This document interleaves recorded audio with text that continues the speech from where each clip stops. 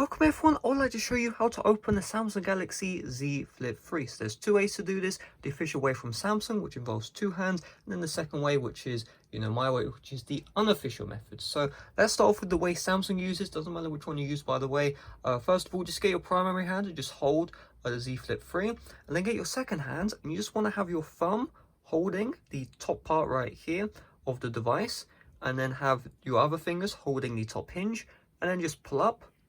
And you can see, boom, I can open up the Z Flip display without any issues. However, the problem with this is two hands is required, well, if one hand is occupied. So what you can do, again, this is not recommended, and get your thumb, and you just want to pry, you can see right here, pry under the display, and then push downwards and forwards at the same time.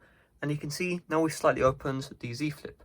Once you've done this, push in a bit more your thumb, and then once you're around here-ish, you want to flick the phone back, right? I'm not even joking, just flick the phone back.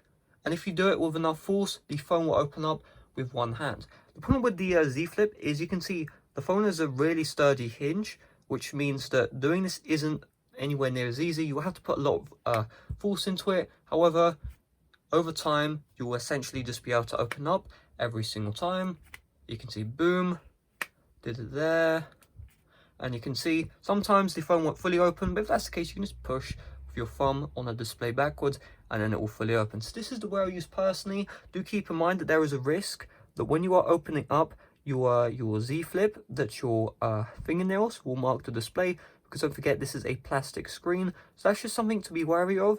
But I'm probably just going to trade this in for the Z Flip 4, and it doesn't really matter if there's any damages to the screen protector. So just do this.